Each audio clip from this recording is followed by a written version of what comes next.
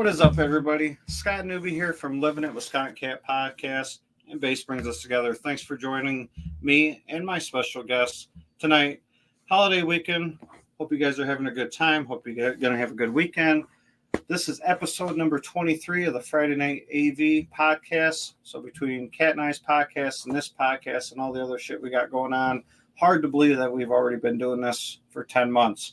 So I certainly want to give a shout out to Clarity Creations. They are a premium sponsor of this channel. And if you want to check out their exotic animals, they are going to be at our first ever car audio show, which is unbelievable that that's already in 3 weeks. Looks like we're going to have a really good turnout. It's a free event for everybody to come. Free if you want to enter your car. Free if you want to spectate. We know the bar owner real well. She's going to have food and drink specials all day for everybody attending. So certainly looking forward. Kat and I will be there all day. Her Jeep is going to be entered in that as well. And just hanging out with the community, hanging out with everybody. We just want to do something cool to give back to everybody. So certainly looking forward to the Base Brings Us Together car audio show. For everybody that's been ordering the Base Brings Us Together merch and hats and tumblers and all that stuff, man, we appreciate it. We ship out about once a week or so. Just huge shipment just went out yesterday. Our first delivery going to Canada. We've sent multiple things to Denmark, now to Canada, so that's cool. Base Hertz, BASSHERTZ, is a code for the holiday weekend if you want 15% off. And after we did that, realized on some of the products we'll actually be losing money, so that's always a very cool business move.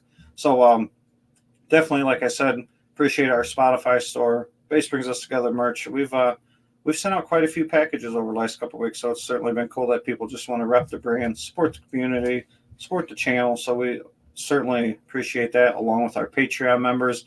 And just, we're trying to do a lot of different cool things, time permitting. So going to hang out with you guys probably for about an hour or so tonight.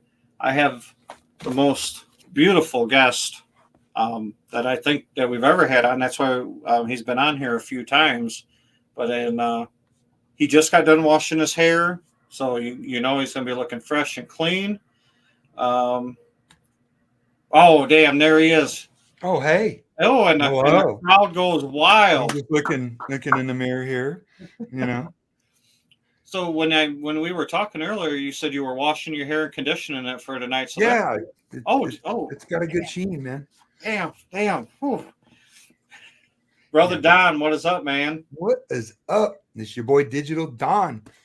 Man, thanks for joining us on this holiday weekend. There could have been 23 already, right? 23 episodes. That's crazy. Yeah, man. It seems like yesterday. When did we do that first one? That was December last year. Was it? Yeah, it's been. I think this is your third time. Man, time is just fucking flying by, man. It gets worse when you get older. The only reason I come here is for Kat, and obviously she's busy being mom. So yeah, Callie's sick tonight, so they're actually upstairs watching Beetlejuice. Callie's never seen it before. Really? Yeah, she wants to see the new one that's coming out, so they're up there. Yeah, watching. I saw the trailer for that. So Beetlejuice. It'll be fun. I hope. Oh no, screw it up. Disney's not doing it, right? Oh, Kat's in the chat. She said, "Howdy, fellows." Cat's in the chat. Kitty cat. Van Gogh's in the house. Sci-Phonics Audio's in the house. Joseph, what's up, brother? Your shirt got sent out. Canada. Filled out my little customs sheet and all that shit. So it should be on its way.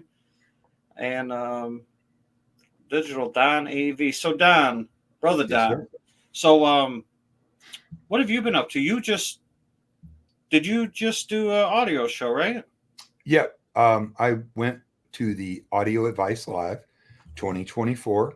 I went to it last year. Fantastic show. Really a good show. Super well run. The venue that they have it in is just spectacular. The hotel it's just open and spacious, and the city of Raleigh is an absolutely amazing town. Super clean, all kinds of great bars and restaurants.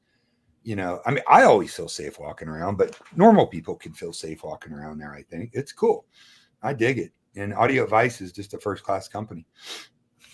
Now, for the people that don't know, Audio Advice, that's all their own companies they represent pretty much, right? Like that's the brands that they sell. that they offer, represent. which is extensive. Oh well, yeah, hell yeah. I think it was a little smaller than last year. I don't know about attendance wise. I mean, it's been a weird year with the election year and all that going on, but yeah, lots of rooms set up, great products going on. Saw some new things. The new speakers from Lac were absolutely killer. The entry level, I think. Michael just did a review of them. I know Cheap Audio Man, Randy, got to hang out with him a little bit and have dinner with him. Cool guy, by the way. If you've ever not seen the Cheap Audio Man YouTube channel, it's really well done. Super cool dude. Very, very cool. Yeah, I've watched some of his stuff before. He seems like a cool dude. So he is. Now that's mainly 2-channel or home theater or mix of everything. I think he does mostly 2-channel and integrated amps and amplifiers, and he doesn't really. I haven't seen a home theater. I know he's got some surround systems and he talks about, but it's not a home theater centric site. He's just really kind of going through the lower end to mid-fi products and talking about them. He's a dad. He's got his kids around. It's a cool channel. I think people identify with him. He's just a guy that lives on your street. You know what I mean? Yeah. Like you want to have a beer with him and talk. He's a cool dude. He really is. Cool. I believe I'm subscribed to his channel because I've watched some of his stuff. If I'm not, I certainly am when we get off this. And since we're talking about cool YouTube channels, I mean, we might as well break the news, right, Brother Dunn? Right. So after several years of working with Audioholics, and I will continue for probably forever to work with, because they're like a family to me. Gene's one of my best friends, Matt Pose, Xavier that we've kind of brought in, Teo, James Larson. Yeah, Larson's with them too, right? Yeah.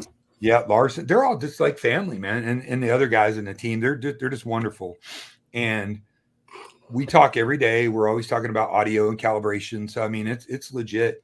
But working with them for a long time and being a professional integrator, high-end integrator, award-winning integrator for over 30 years. Well, I mean, shit, you gotta. I thought you were gonna say the sexiest. Nobody toots your horn. You gotta toot your own. I'm gonna start my own channel. I've already got it up. Whoa! That's I knew I was going on here, so I thought I'd be ready. It's gonna be Digital Dawn. It's Digital Dawn AV. Digital Dawn was a nickname that I got in the early 2000s because I was an uber nerd, home theater, big THX, huge THX guy. I grew up as a Star Wars fan. I'm old as dirt, so I saw Star Wars when I was a kid. Opening day, my room was decorated. I mean, and I saw this pamphlet for THX. I was working at Circuit City. I was like, this is what I want to do. I want to do theaters, and I knew I couldn't work in the movies necessarily. Too ugly to be an actor, too stupid to work. I wanted to work for ILM when I was a kid. Other people wanted to be a fireman. Other people wanted to be a policeman or an astronaut. I wanted to work for Industrial Light and Magic. Long story short, I got that nickname, and I was like, that's what people that I know in my business for a long time call me. I was like, that's cool. It's a good shtick. And now to the stage, Digital Dawn. Right. Bring it to the stage, that lovely, sexy, and sensuous lady. That's Kit Kat doing it for us. She's going to show us what she's got with her creamy center in the meantime. Not her, just a different cat. Or Portia, the lovely, sexy, and sensuous lady. That's Portia speeding on down. Well, that's where I met Kat. She was on break at the club. Well, sure. Yeah. Why not? Dude, my first wife was a dancer, so my second wife was a lawyer. So I covered the whole. I'm writing a book, by the way, one day. Yeah, it just released today. I seen it. I ordered it. Oh yeah, not how to moonwalk and fire. That was it. That Gun Fu by Dunn. It says mastering firearms while moonwalking and other essential skills. That was a gag gift for my birthday from my girlfriend.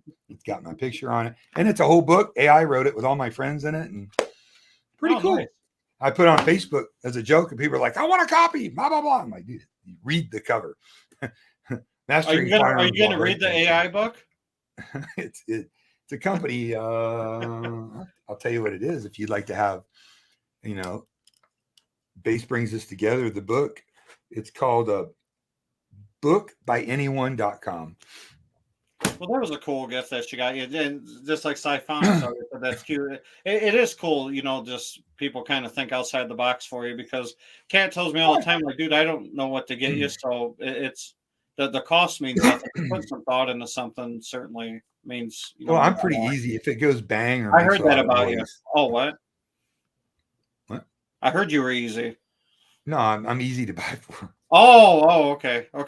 Well, I'm easy too. I mean, you get me liquored up. So, I've been doing great. I got my head out of the bottle after a lot of years. I still drink a little bit, but like a normal person. I had some medical issues and went on some medication. I lost 45 pounds. So I'm skinny, wearing a 32 waist, dude. Can you believe that? I haven't worn a 32 waist since I was 19. And feeling good. And I feel like I got a lot of things to offer people based on over 30 years of being an integrator. And I'll explain what an integrator is, but basically a home theater guy.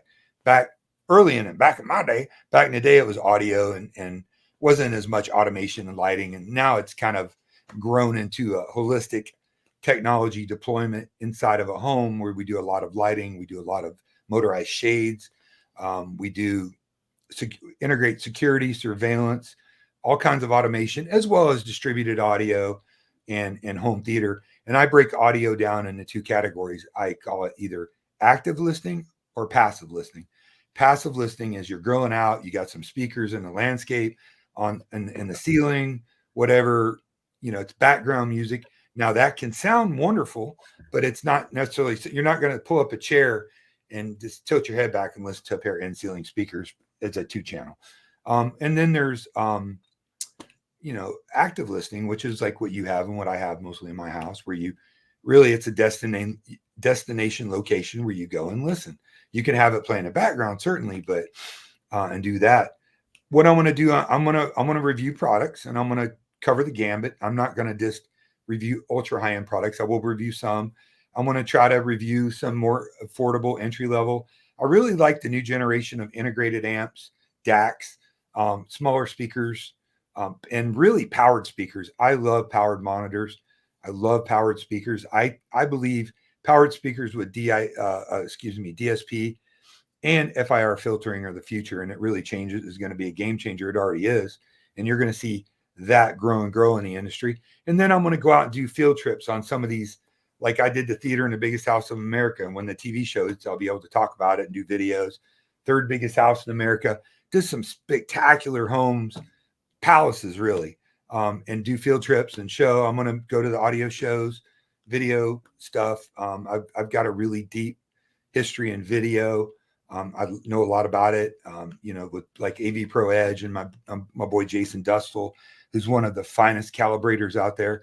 And we might go on some tangents on some other products like personal gear, things like that. So I'm not going to really focus myself on a particular area. I'm going to call it like the technology lifestyle, more or less, and give my I've never been one to hold back my opinion, and I'm going to give my opinion on products, what I think, what I like and what I don't like. Now, am I going to, there's guys like Aaron and Audio Science Review and, Matt Larson and Gene from Audioholics who are really breaking down products on the science, measuring them, measuring the output. Aaron in particular with his Kipple machine. I'm all about specs and they're important. I'm going to really break down, how does this sound? Does this sound good? How does it sound? Where did I put it in the room? What are my thoughts on it compared to other things? And what's cool about where I live right now is I've got 4 separate distinct systems in 4 different kinds of rooms. Couple of them are fully acoustically treated. Couple of them have a couple acoustic treatments in it. And and some of the reviews I've written, I'm going to take and I'm going to, if it's a bookshelf, let's do it in a small environment. Then I'm going to move it to another room where it's in a bigger environment. I'm going to build my guest bedroom into a dedicated, fully acoustically treated correctly. I'm going to have Matt Pose help me, who's a genius. And I'm going to do most of my testing there, then move them, say, into my master bedroom, and where I have a full 5.2.4 system, and use them as mains or a center, and really give my opinion. How does this speaker sound in room A, room B, and room C? I don't think anybody's necessarily doing that right now. people are putting a speaker in their known control environment. And then I would probably even talk about if it's a product that I sell. I'm not doing this to sell products, number one. But if it's a product I sell, I'm going to tell you how it sounds in theaters, because as integrators, we tend to lock in on a product that sounds good, is flexible, and flexible is the key word, behind a screen, in a baffle wall, in ceiling, wherever it works. And how does it sound in these environments? And I think that unique perspective is going to give me it's going to put me in a little bit different position than some of the other reviewers. I don't want to try to reinvent the wheel. And of course, I'm still going to be on Audioholics. I'm probably going to do a weekly live stream with Matt Pose again on Audioholics and some of the people out there. So I'm excited, man. Check it out. Digital Dunn AV. I don't have a Patreon yet, but at some point I will. You know how much work this is. And I do have a very intense day job. When's it starting?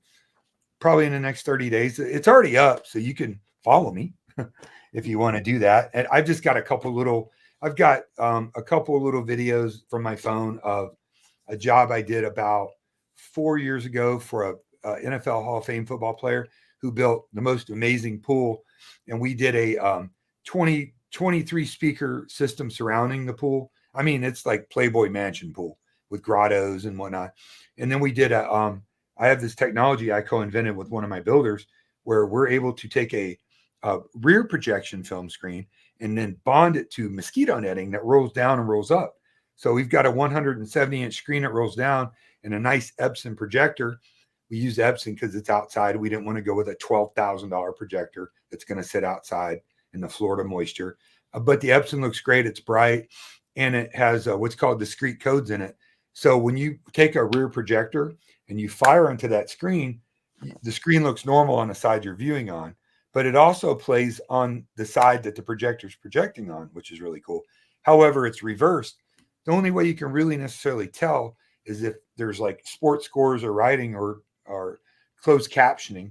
But we hit a button and the Epsons are nice. They have a direct button, and we can flip it. So you could have people inside watching it or outside or both.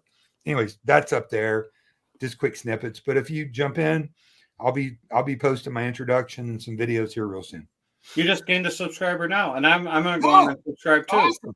Cool, man. Yeah, I'm hoping. A lot of people know me from Audioholics. I've, got a lot of friends in the business, and I just hope I do a good job for people. I look at like people that don't know, Don, before you go any further. What participation with Audioholics do you? I know you know everybody. So I met Gene several years ago in Control4, which is an automation product that I've always been a big dealer for. I've been certified as a Control4 programmer since 2007. They said they wanted to put a Control4 system in Gene's house so he could demo it. And of course, everybody wants to go on Gene's channel because he reaches close to 2 million people a month, not necessarily from YouTube, but from social media, YouTube, his newsletter, and also his website's been around for 25 years. So Gene and I, the day we met, we hit it off. We started talking about all this old audio gear we loved. And he's like, hey, you want to shoot a video? So we shot a video. I think it was 2018 or 2019. Why do audiophiles hate Bose? Which we got 750,000 views on. It was my first video ever. So I was like, I misspoke a couple times and I had hair. And you're probably drunk. I wasn't drunk on that one. I may or may not have had a little nip, but then we just started doing live streams and videos. And then when Gene built his new house, I worked with him and I designed the house, the equipment, the wiring, the layout, and the company that I worked for at the time. We did all the installation. I did all the drawings. I designed his theater room, multiple racks. And then I helped him with manufacturers who were putting a bunch of gear because they all wanted to be in the Audioholic Smart House. And it turned out to be killer. So I had that participation. And then I've done a bunch of videos with, him and Tony Germani, Matt Pose, you name it, many manufacturers. I've worked the audio shows for him for a long time. And just really, it's been great exposure. As an integrator, being in the industry, I already had phenomenal exposure and real world experience. But being exposed to Audioholics and that side of it really kind of brought everything together. And it's been an eye-opener and it's been a great experience because Gene and the whole crew there really do care. and they really do a great job. Then, you know, you make friends. Like I'm got to be friends with Michael Youthman, and Shane Lee's a really good friend of mine, or he likes to think so. And some of their guys out there who are terrific. You know, you got Giles, and I mean, I don't want to leave anybody out by mentioning names. You know, I got to meet Randy. He's super cool. I just hope to be a part of the community and offer my own spin on the brand. You know, I got to meet you guys and be on your very first podcast, which was a real honor. It was great. Dude, Back in the day. you need to make it up here for our big event. I will. Well, hopefully I'll have some more flexibility in the near future. Yeah. But you know, anybody that sets out to go to YouTube to make a living, let me just tell you that that's probably not a wise move unless you have a spouse who's independently wealthy and can do that. But you know, if I can pay for the cameras and pay for travel and some stuff like that, it's really a passion thing for me, a labor of love. And I want to share. I think there's a lot. The whole home theater, home audio world. First of all, I can't believe how many people piss and moan and argue and fight about it. But there's a multitude of bad blood going around, and there's a multitude of people who sound really, really smart, but they just don't have the experience. They think they know, they just don't necessarily know. I mean, just because you got a software and can do a couple of drawings and a video does not make you an expert. Do 150 theaters plus like I have, then we'll talk about little things that you may have missed along the way in designing a theater. And that's not an ego thing. I just want to share, you know, and answer questions. And if I can help, and I'll give my opinion.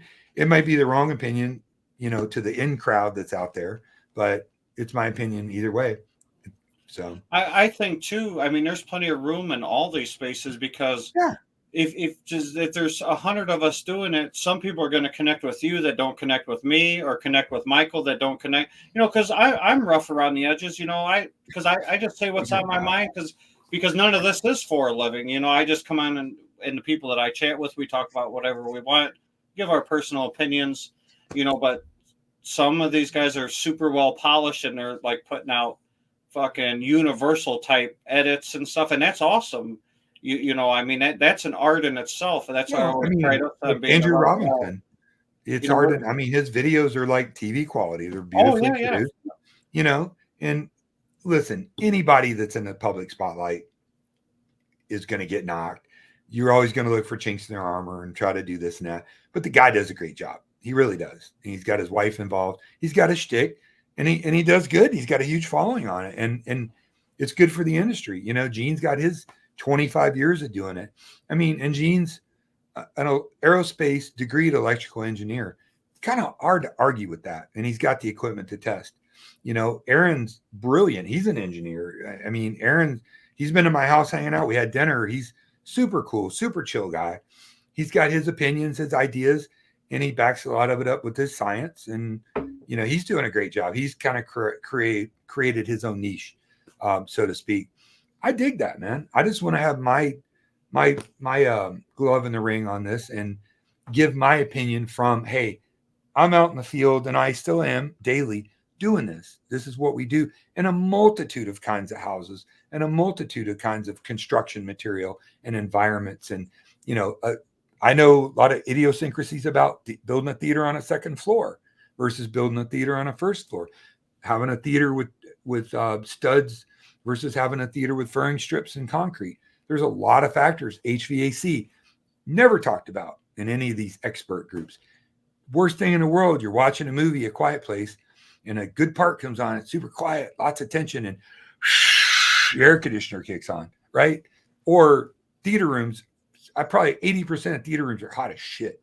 People they put their gear in the room. They don't think about ventilation. Just things like that will get into some idiosyncrasies on building a theater, even where you put it in your house.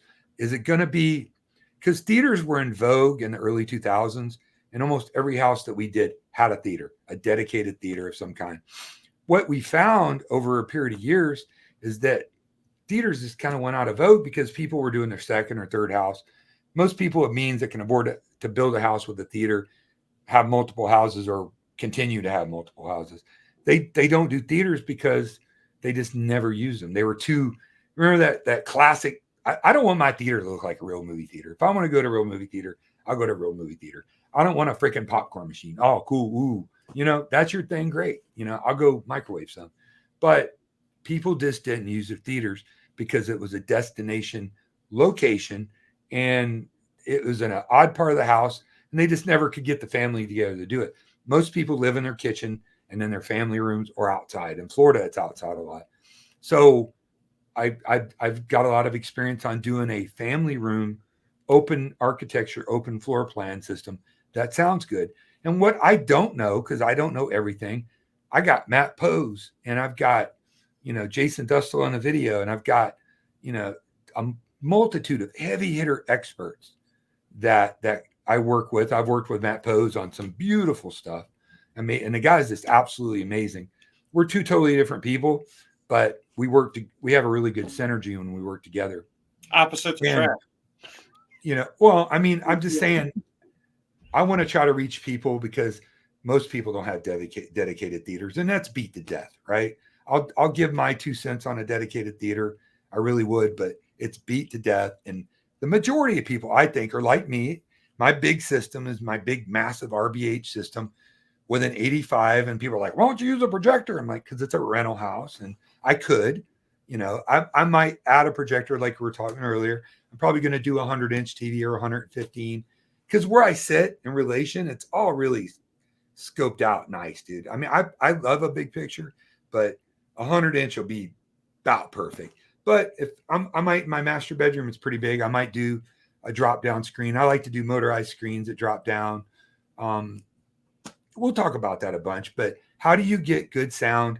And then another thing I'm going to talk, and one of the things that's going to differentiate what I do is I'm going to heavily focus on, sorry, I didn't mean to make this about me, dude. I hope I'm not. Yeah, I'm going to go. Sorry. I'm sorry.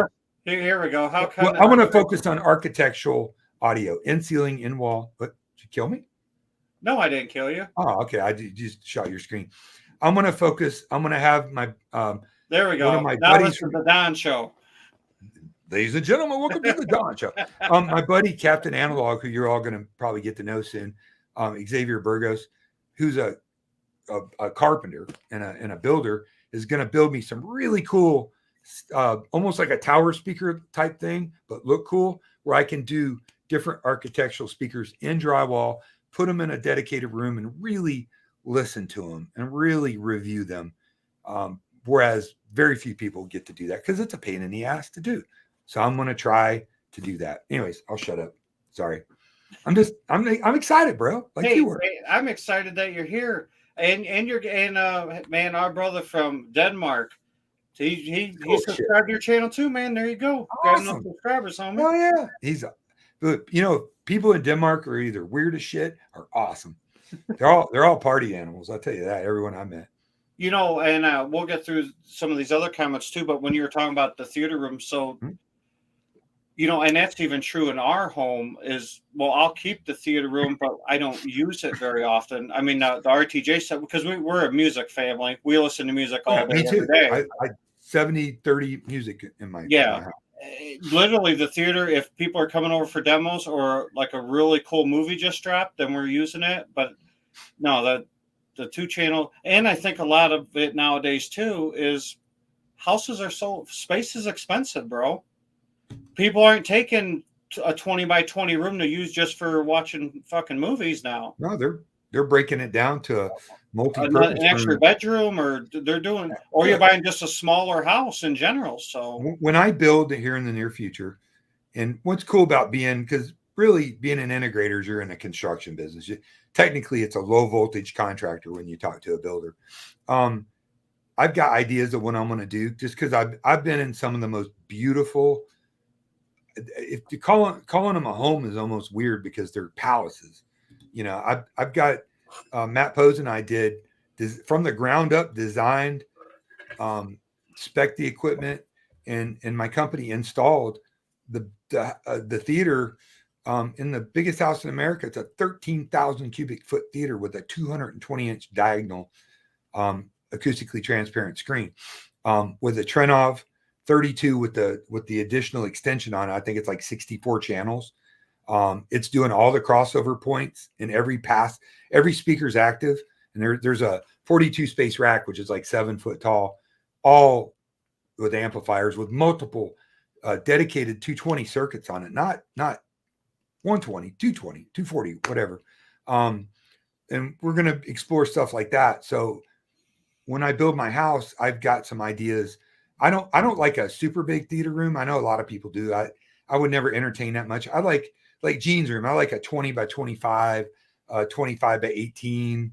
Well, I stayed small because of the SPL I wanted to reach. So everybody has their size room for whatever they want to do. You want it bbig enough, but you still want it intimate. Yeah. Years ago, when I was heavily involved with the THX thing, and like Theo Camilarakis and some of the big names people now might not know, but they won every award. Anthony Gramani, one of these theater guys, said, my goal when I design a theater is when you sit down and the lights go down, that the walls disappear and you are completely engulfed in the movie. And I'm not talking starlight ceilings and yada, yada, which are cool. And I do, and I enjoy, but really to set that system up so that when you're watching Pirates of the Caribbean, you're on a deck of a pirate ship, you can hear the wind in the sails and you can hear the nuances and details. There's a big push now for infrasonic bass. Infrasonic bass really is an extension of that. When a battleship comes by, like in Greyhound, or a starship flies over, that bass you can't hear, but you can still feel, gives that room a bigger feel than and dispelling belief. That's really, to me, what it's all about doing a theater. So in family rooms, you would be shocked on how good a sound you can actually have. If you follow my 3 easy steps, you too can. Now, there's ways around it to do that. If you want to do a dedicated 2-channel room, I'm an old school, high-end, hi-fi 2-channel, cable lifters, the whole, like I've been in deep, I've sold Wilson and Magnapanners and Lens, and just, it goes on, super high-end, tweaky stuff. So there's a certain amount of that world that I'm going to bring to what I do that I think is relevant. Do I think $60,000 cables? That's silly. But if it makes you happy, it's not. But I think some cables are important to a point, and I'm going to talk about that a bunch too. Plus, another thing I want to talk about is aesthetics, right? I don't give a shit what anybody says. You want to look at what you're listening to, and I know it affects the sound, and the Harman guys are losing their minds, and the blind listening, and the yada yada yada. But you want to sit there and chick back in your chair, have your bourbon or Kool-Aid or whatever hell you drink, and enjoy that presentation of the system. That's a pride of ownership, and how a speaker's built and looks is important too. It is to me. It may not be for everybody. That's why clips exist. No, I'm kidding, clips people. Oh man, oh my God. I'm gonna forward all those fucking hate emails over to you now.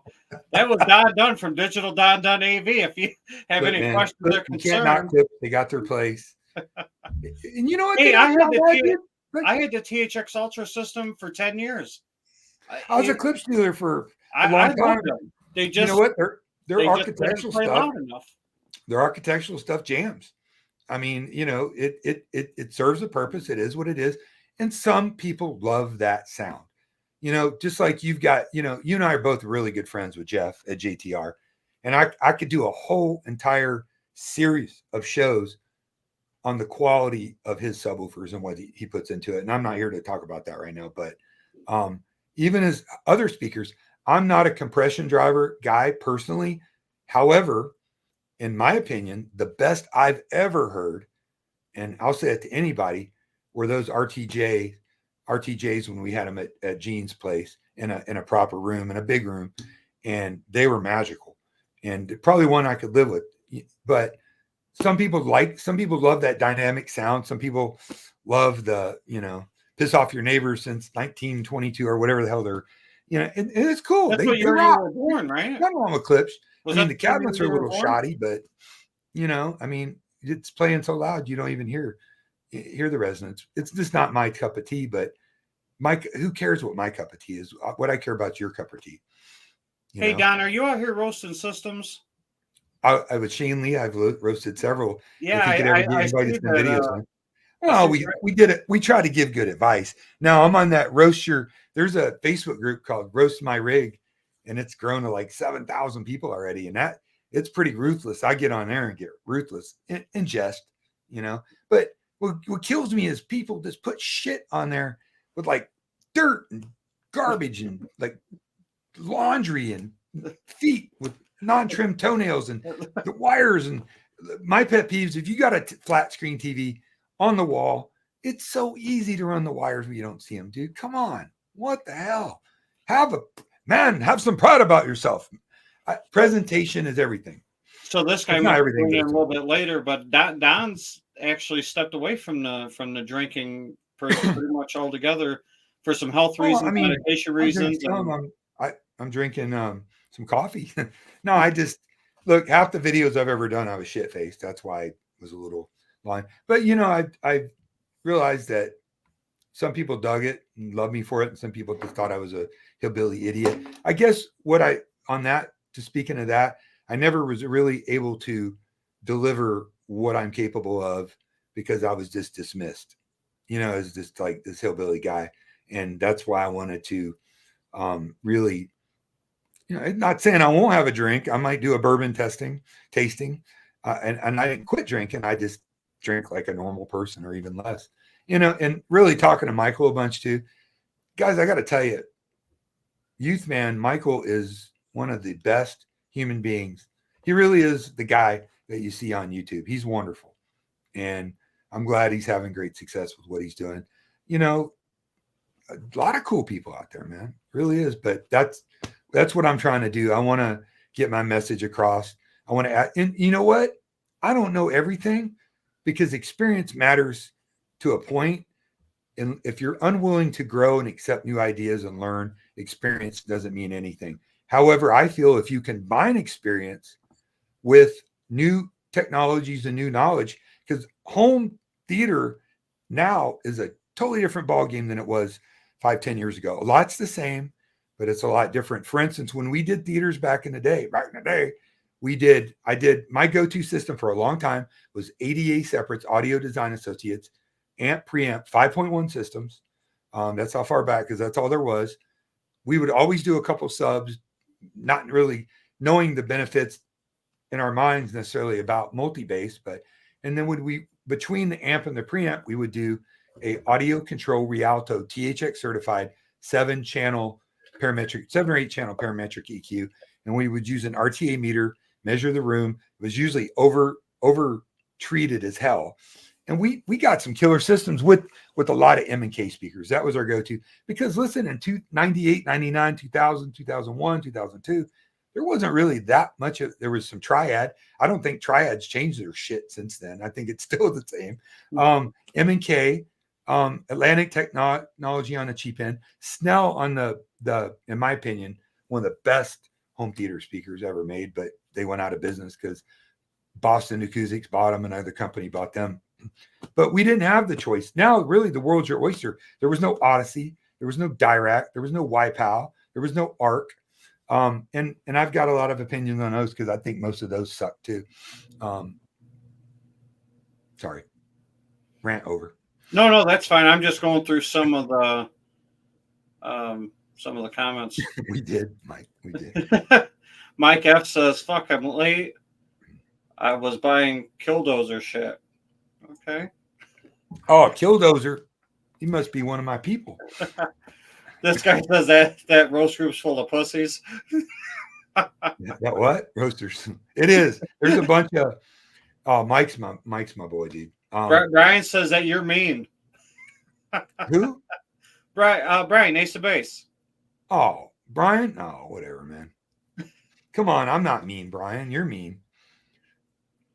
Brian will hit you in the mouth, dude. He don't give a fuck. People are asking you if you could talk a little bit more. Brian wants to know if you could say something.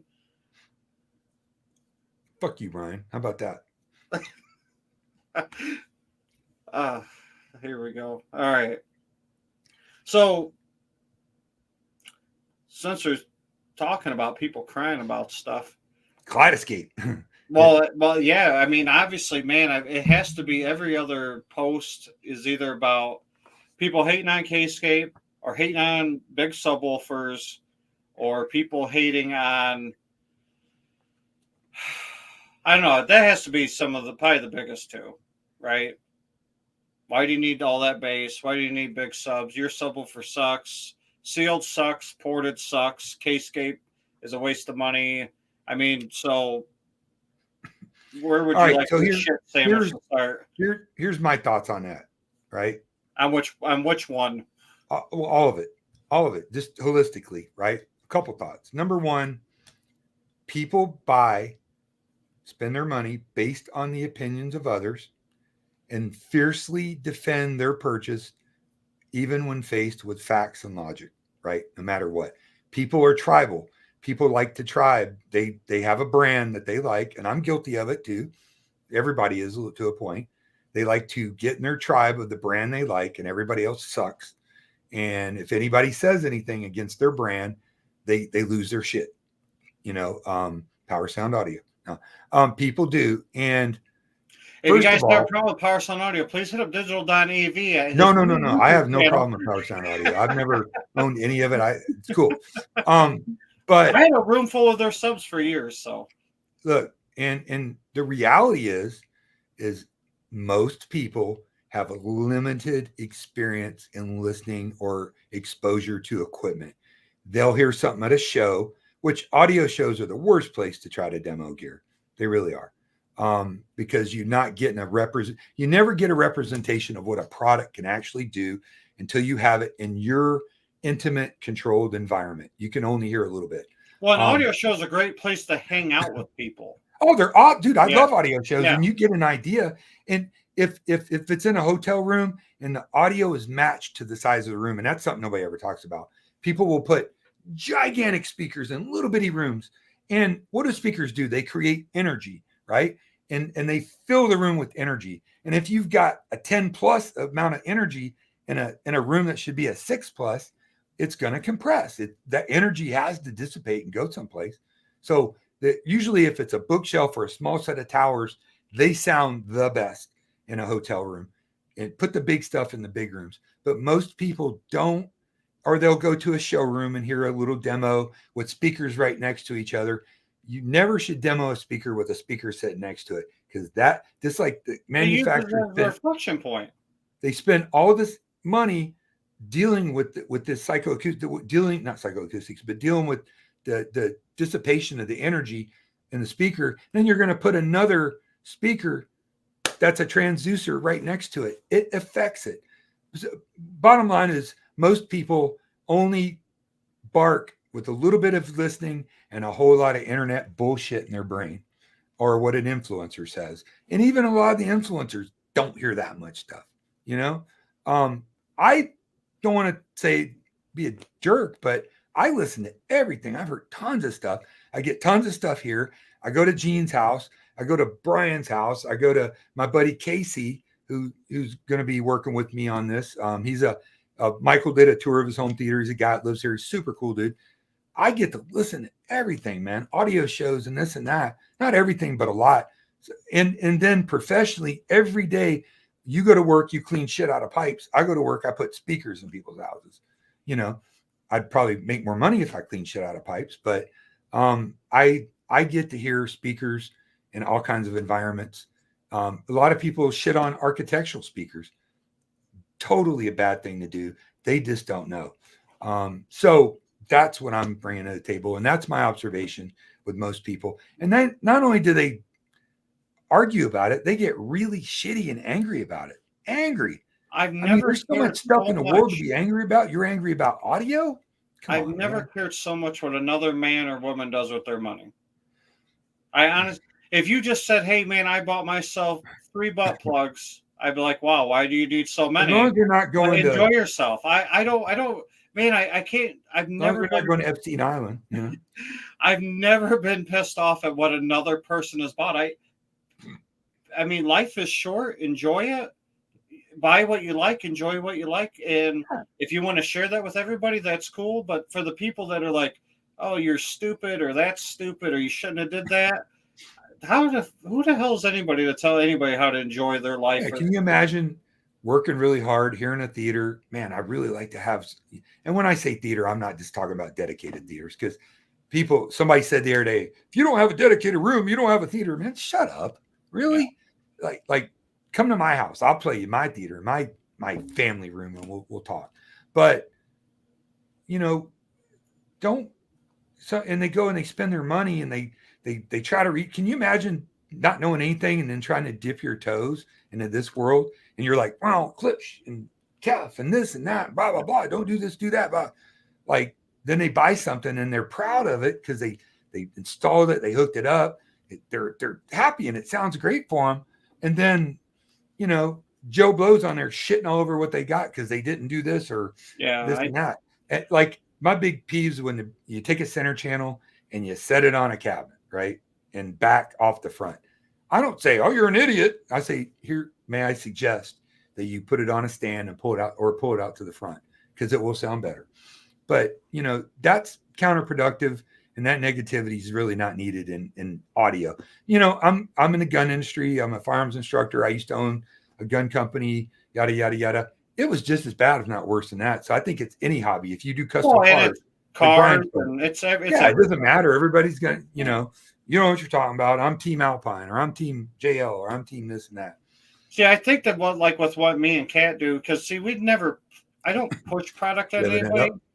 Because it isn't about that. Our whole thing has just been about bringing people together, and like people fly in or drive in because they want to hear JTR. I don't tell anybody, hey, buy JTR. If you want to experience it, and you're going to drop if you're in the market to drop this kind of money, it's worth a couple $100 plane ticket to check it out. JTR speaks for itself, dude. Yeah, but what I'm saying is, if people go out there and say, hey, I just bought a brand new fucking SVS 10-inch sub, and I love it, and it adds to my system, all I do is give a thumbs up and be like, dude, that's awesome that you're enjoying your purchase. Have a great time. Because who am I to? I mean, dude, I'm nobody to tell anybody what they should. Instead of this guy. Oh, you really should have bought a Vrel. Or, yo, man, Clips, what the fuck's wrong with you? Right? I mean, that's what you get. I don't like it. SVS makes great subs. I don't care what anybody says. Where's your wig at for the feminine approach? Or is that still in your bedroom? We're not supposed to talk about that. I just, and we're doing the car audio thing now, and the whole thing, if Kat and I ever end up making some real, like if we've, because we're already a business, we're an LLC, all that's been said and done to protect our name, but it'll be creating events of bringing people together to check out different car audio systems, to check out different home audio systems. You won't hear us say, hey, you should go out and buy this receiver or that, just because there's places for people that do that compare a bunch of shit and measure a bunch of shit. That isn't how I enjoy the hobby. I enjoy going to somebody's house that's having 10 guys over, to drink beer, eat pizza, do some demos. And how gracious are people when they invite you over to hear their system? They're all excited. Like, it's cool. Like, because it's hard to find like-minded people other than the internet. I mean, like if 80 people, maybe 2 of them are in audio at all. It's a Sonos world. I do a ton of Sonos, and Sonos is a really good product. It really is. Is it going to ever satisfy me? No, but for the average person, it sounds pretty damn good, especially in a small. It's so, people are excited. They bring you over. It's cool. I mean, I'll go listen to people's systems and I'll invite them to my house. I won't go, wait till you go to my house, bitch. Why would I do that? Why would I flex like that? Joseph brings up a great point, Don, that what they really need is a hug, not audio discussions. I mean, and not for us all to sound like a bunch of pussies here, but it's unbelievable how many guys, we have a lot of guys and girls come over for demos, but a lot of guys that when you actually sit down and chat with them, that they're not allowed to buy what they want, regardless if they have the money or not. And they're not allowed to do this, or they're not allowed to do that. Or they don't have the room for it.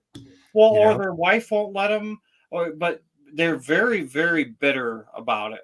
Extremely bitter. So I had a discussion with a guy, and I don't give fucking marriage advice or relationship advice, But I did at that point because he was like, man, I think it was because he heard the RTJs and he goes, man, I'd like to just have one really good sub that isn't huge. I was like, oh, an RS1 probably be perfect for you. Or, you can go check out, there's all kinds of good subs out there. He's like, yeah, my wife shot it down. I was like, yeah, they're pretty pricey. He goes, oh, no, she buys fucking Coach and Prada purses and shit all the time. She just said that that's kind of a worthless purchase for me. And I was like, dude, if you got the expendable income and she don't have a problem with spending it and you want to buy yourself a sub and you've been like begging her for 2 years, fuck that. Fuck that. Or a Rolex or whatever you want to do. I mean, you get what you like, man. I mean, who cares? You work hard. It's your treasure. Get what you want, Talking about the subs. Look, several years ago, there was hardly any 18-inch subs on the market. A few 15s. None of them were, most of them were just commercial subwoofer drivers stuck in a box. You still got that today. But, now, short of like the Velodyne DD18 or back in the day, some of the really expensive Uber subs most of them didn't sound that great. Now, man, I'm hearing stuff out of 18s that sounds as tight as a 10 or a 12 or even 21s. Like the RB8 sub is absolutely amazing in every measurable sense. Or, some of the 24s out there, it's a different animal, but just don't rag on people for what they have. Just like talking about Kaleidoscape.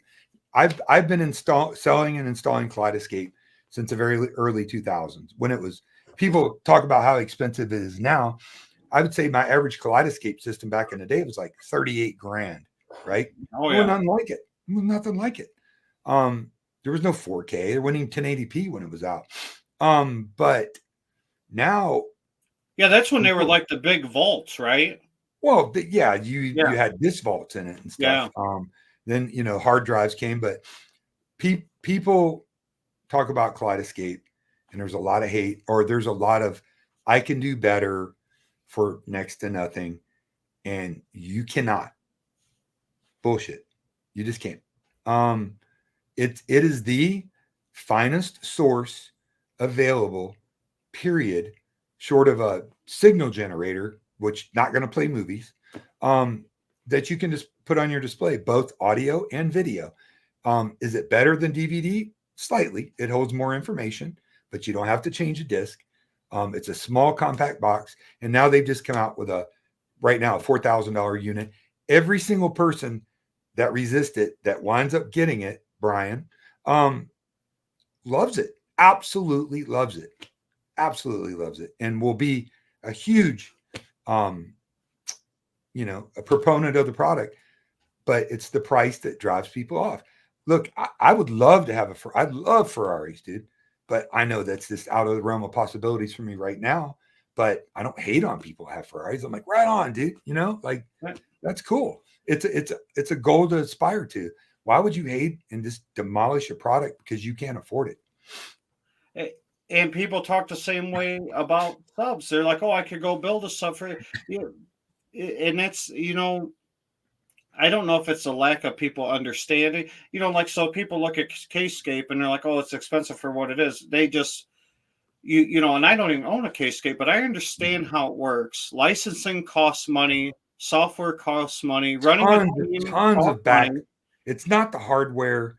Yeah, it's the service and the license. It's the research. I mean, when you got a business, it's not just a little end product. It's what goes into making that product and supporting it.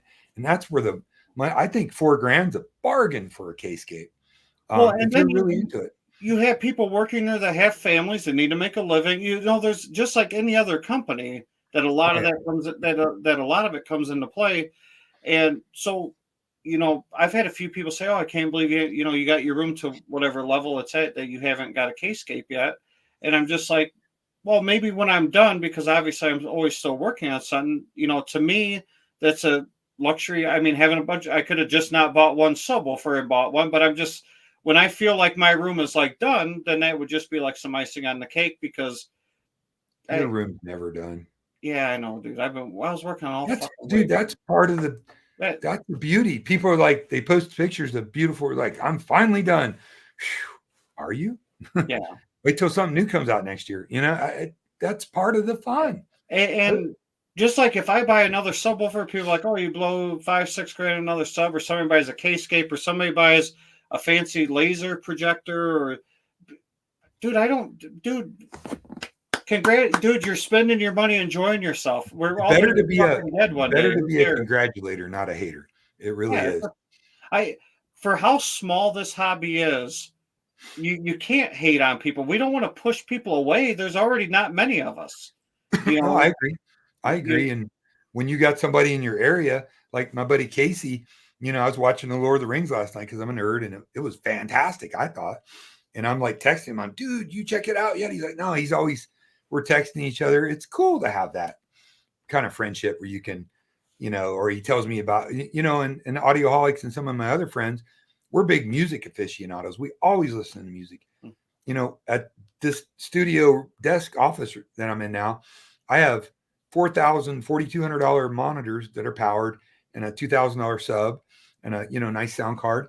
And when I'm working, I'm streaming audio. It's Qobuz or Tidal, and I'm if I hear something that sounds good, I can hear it in really high resolution and right in front of me, and I save it and bookmark it, and then I can go listen to my other systems because it all sounds a little different, and then I immediately share it with my friends. Dude, check this out, and that's the fun, man. and that's another hater thing too. And, I'm involved in a bunch of groups just like you are, and I've been in the hobby my whole life too. And I've had a lot of, we've hosted almost 500 people now, so you get a lot of different personalities. Yeah, we're pushing like the five. There's people fucking coming here all the time. Is you get the vinyl crowd, you get the CD crowd, and you get the high res crowd, and everybody, and I use them all. I do too. I've got every media source. I mean, I'm in the high-end 2-channel groups, and they're like, oh, you idiots that stream your music when you could hear I listen to albums. And like Captain Analog, my buddy Xavier, is like, he professionally calibrates turntables. He's got like 4 of them in his house. And it sounds awesome, dude, because the way the music is presented and the way the human ear hears it, there's a difference. And I appreciate it and enjoy it. I just like to sit and, if I finish a whole song, it's got to be really good. I bounce around. Sometimes I just get a buzz and I sit back in my chair and just close my eyes and listen. I liked having the cool, LED lighting and a comfortable chair. And it's like, how I decompress. And you know what I like vinyl for 2 reasons. Now on the RTJ system, I have Qobuz and Tidal. Is I have a turntable too, but what I've learned about the turntable, not only I don't buy newer music, like newer stuff music, but like old Fleetwood Mac and Journey and all that shit. Because I'm like, hey, that was time correct. That's how those people were listening to it. So there's like a little bit of nostalgia there. But especially if you find an old analog, pressing from back in the day. We do have a lot of old original because I'll hunt for them on eBay. But it's also forced me to listen to a whole album, and I've hearing music that's 50 years old that's fucking amazing because I'm not just listening to the top hits, and it's forced me to listen to a lot of stuff that I haven't heard in a long time or ever at all. It did. It's just easy to sit there in your chair. I got a little stand for my iPad, and I kick back and I can just, I don't have to get up. You know what I mean? Yeah. Like we do too. So far over there, I don't want to go put a disc in, but sometimes I do. Yeah, we stream 95% of the time. But when I'm in that mood, you mix in a nice strong cocktail and you want to throw on an old Black Sabbath. You work on a record, put your arm around Cat and dance and one thing. Oh, sorry. Well, that's the 8 o'clock show. We got one more minute.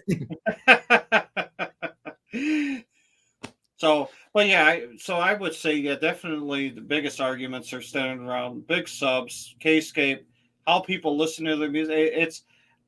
I'm in the shadows a lot. See, when I first got into Facebook and that, I would not insert my opinion, but I would challenge other people's opinions that were like really ragging on people. Now I don't. It's pointless to interact. It's like politics. Yeah. Wherever you lean, whatever you think, arguing with somebody about politics, well, first of all, it's ruined families and friendships. And Oh yeah. I mean, I'm good friends with a lot of people that are, 180 degrees in the other spectrum from me, but we agree on the common human things, and we never talk about it. We never argue about it because, it's stupid. Like, go out and vote, dude, and that's all you got. But there's a lot of anger right now in this country. There's always been fighting, but I think really, a lot of it stems down to financial. well, and it's being, People are pressed. media and shit. They're all, because it's good ratings. They're just poking it, man. They're stoking the fire. Somebody is. Well, I think a lot of households are stressed right now. Everything's expensive as shit, man. Yeah, dude. Like everybody, you bought food lately. I mean, and gas, and it's crazy. So it's hard to run, businesses, households, families. So I think people are just, Wait. You know how bad it is, man? I've had to cut my caviar down to 3 days a week instead of 5. Sorry, my different hat. But K-Scape is a great product. Stop bitching. If you can get one and live with it, you'll love it. Ask Brian. Brian will tell you. Brian was resistant, I remember, at first, but he bit the bullet. He's got it, and I think he loves it. Everybody that gets a K-Scape usually absolutely loves. If you're going to use it, if you're never going to use it, don't get it. Just use an Apple TV or an NVIDIA or Roku. Well, and I see a lot of people do that. They build these beautiful theater rooms, and they're like, all I have is an Apple TV, and it's good for us. It works for us. It is what it is. Because I know a lot of people want to watch their shows on their tablets, in their cars, on an airplane. So, I use my Vudu catalog a lot. I'm flying next week to Vegas, and I'll be watching a movie or two off of that. So you watching movies in Vegas? What kind of on the plane? No, on the plane. No, I'll be busy gambling and drinking. 98% of my viewing comes through a Roku or an Apple TV. Usually the Apple TV for Atmos music, because I'm a huge lover of really well done Atmos music. I hate it when it's not well done. I can watch in my family room system, my theater. I hit stop, turn it off, go in the bedroom, and my bedroom surround system, go right to it and continue playing where I left off. That's super convenient. It looks good. It looks really good. It sounds pretty good. I have an Oppo, super high-end DVD player. It plays like 3 discs. I'll do Dune or I'll do Ready Player. It's really the demo unit, so I can get the true HD, because I just don't care about going and getting a disc. And I've got thousands of DVDs from back in the day. I collected them like a lot of guys did. I've been a home theater guy. I just never, if I'm going to watch something, I'm like, wow, the DVDs are way over there. I got to look it up. Shit. I just go to my Plex server. Yeah, we use Apple TV a lot. Like if there's a comedy or something, we won't buy the disc or anything. Yeah. See, that's the thing, though, is everything has its place. So for somebody to be like shitting on somebody for whatever they bought, whatever, man. Like somebody wrote in the comments, why are people counting other people's money? Exactly. It's cool. Mad VR is another product.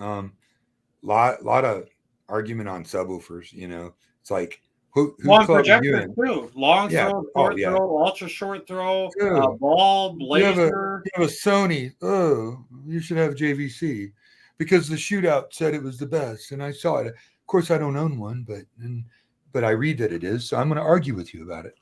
Yeah, I put Sonys in all the time. They look amazing.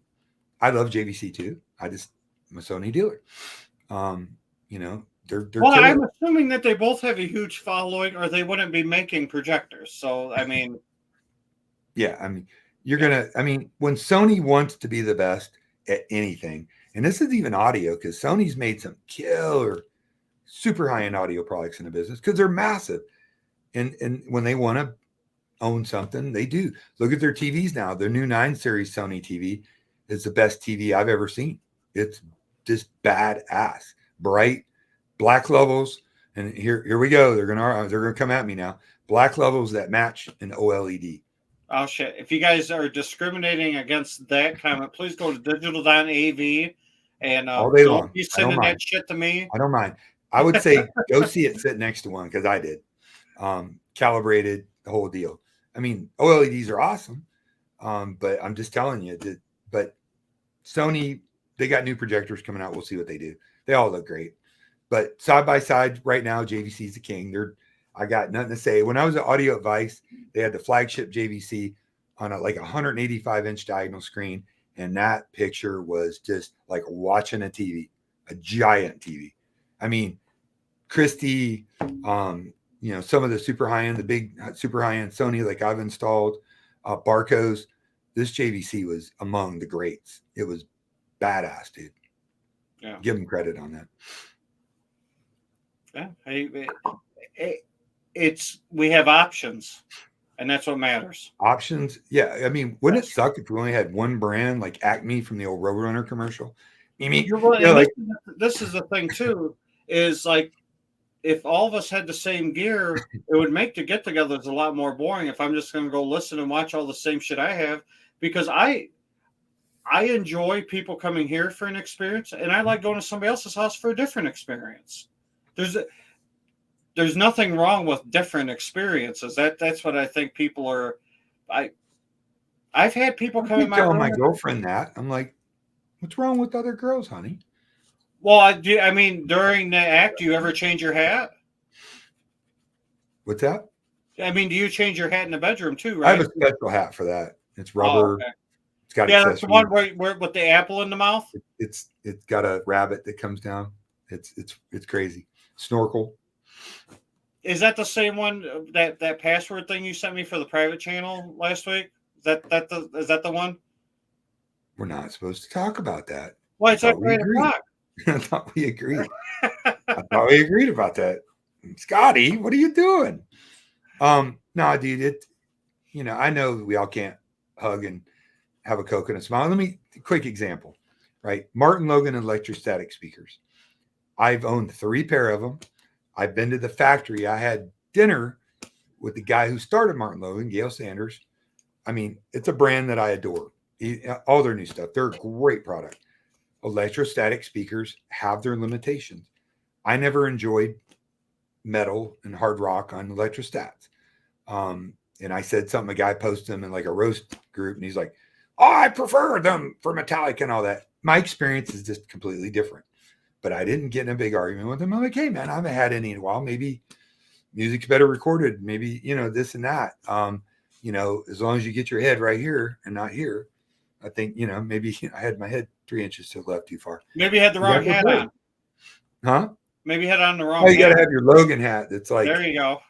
It's got like Mickey ears on it. So it'll bring the sound into you, the sound. But I tell you what, I've never had better 2-channel demos in the right room than I have with Logan's. Like that shit surrounds your head, dude. It's just nuts because the stator panel is lighter than the air that moves. I mean, the technology on it, maybe like a Magnepen or like a dynamic ribbon speaker would be close, but it just theoretically, technically is lighter than the air that moves, and it's really hard to match. But it has limitations. But doesn't mean it's bad. I don't knock anybody for having Martin Logan electrostat. I might try to get another pair for my little 2-channel room at some point. But my point is, I really try not to shit on anybody's stuff, especially publicly, especially when you're in a business and people know who you are. And, that's like a double kick in the nuts. You know what I mean? See, my thing with the Martin Logans, now, before we bought the RTJs, we went up and listened to the Neo Les in a treated room at a shop. Yeah. And, we would have never spent $100,000 on a set of speakers, but we still went and auditioned them.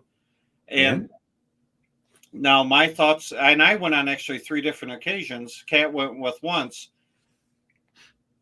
For Yanni, for Nora Jones. No, that motherfucker said Yanni. Yanni? Well, we listen to orchestra.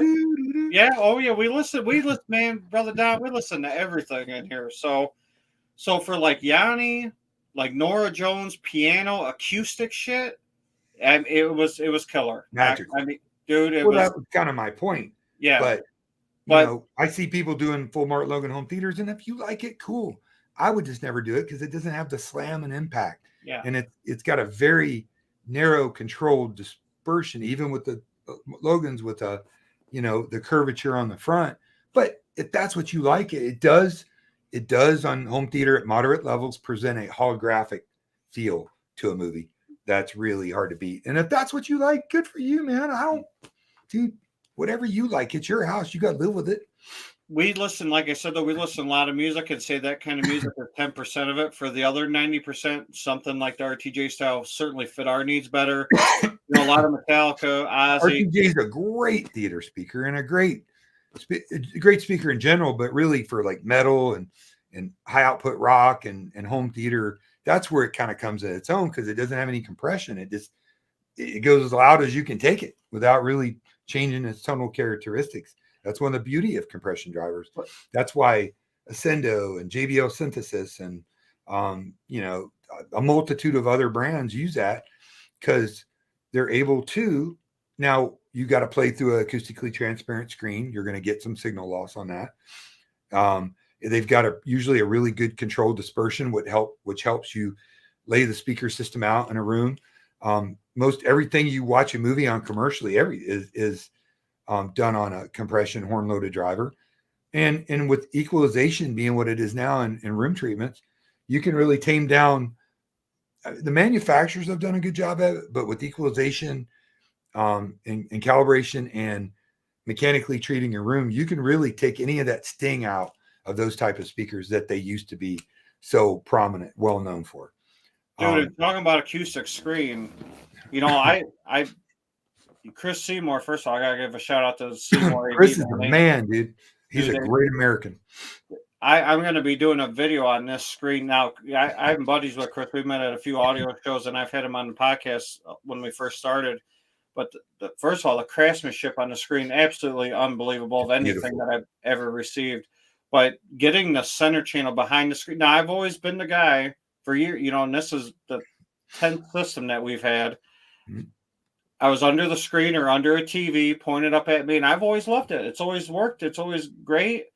But now that I got it right centered in the screen, I've noticed too, and even on the equalization from ARC, that very little EQ was being done now behind the screen. Before where it was down, tilted up. A lot of EQ. I've done so much stuff in this theater and previous theaters that I don't have very many oh my God moments anymore.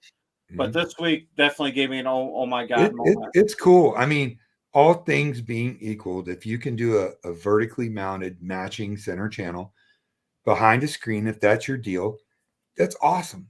Or what I like to do is, because I like music and I like towers. I like to look at my gear. I know some people don't, especially on big formal theaters, like at Gene's house. It's a big set of towers and the center channel behind an AT screen. I can tell you that early on at Audioholics, based on experience over years, because AT screens were not nearly as good as they are now. For years, they were a necessary evil and you had to have a compression driver speaker and yada, yada, yada. So I kind of pissed on them a little bit. And then, I saw Chris comment and shaking his head a little bit.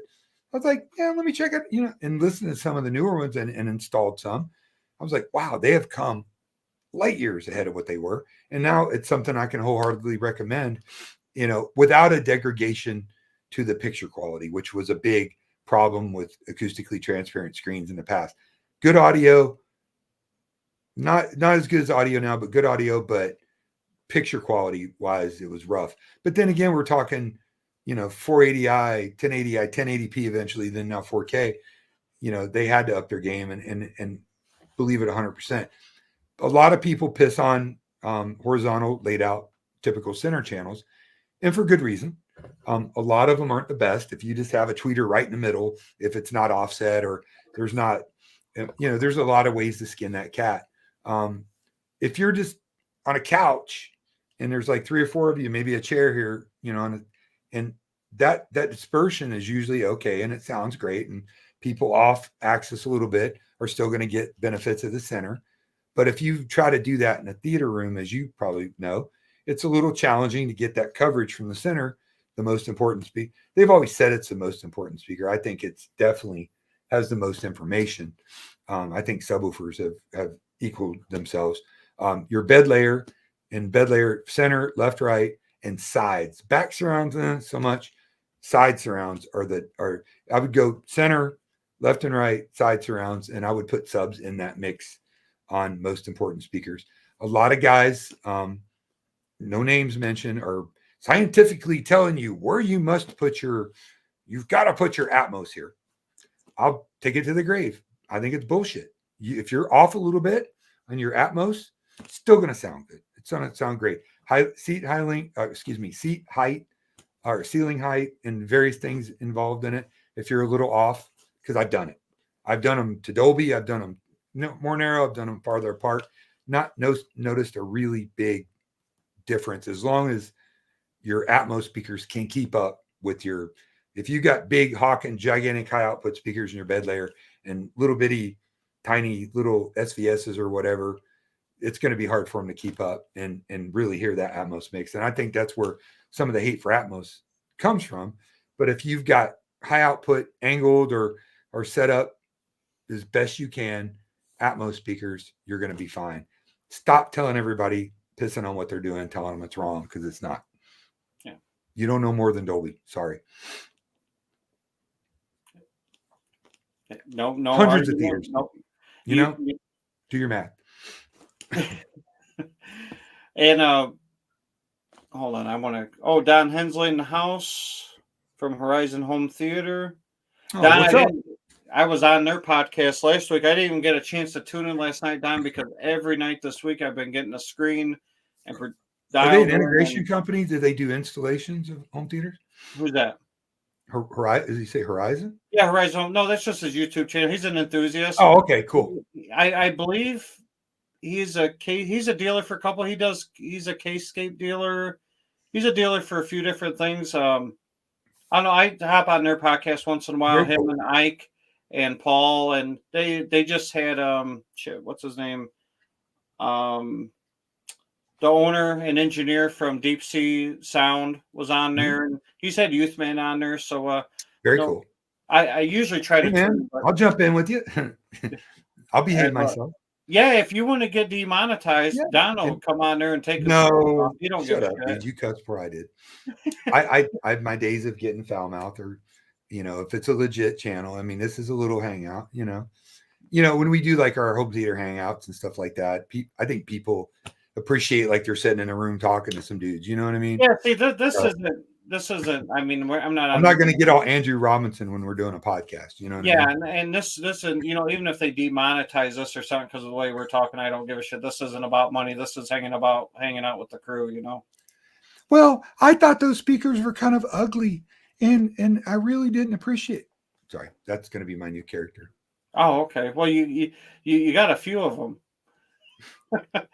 I do. So we're reaching about, and shit, we're at like an hour and 20 minutes, man. Cool. Are you got shit to do? No, I'm free for a little bit. I just wanted to go through style. Joseph's a trip. He came down, and I had the pleasure of meeting Joe. You pleasure Joseph? Yeah. Or did I read that wrong? Yeah. What did I? What? Huh? I had the pleasure of meeting Joseph. Oh, I thought Joseph came down and I pleasured him. Sorry, my mind. Are you on Cialis or something, dude? Cat, I'm sorry. I've been drinking. Yeah, it's like, I needed a break. Stay on longer, Don. I'll be back in about 45 minutes. You got it? All right. No, he's a great dude. Very passionate. He's got his own particular things he likes. Got a cool little setup, and he's honest. Sometimes honesty hurts you. But I'd rather have honest and full of shit, like a lot of people are. But he's not trying to make himself out to be something more than he is. You know what I mean? Like, be yourself.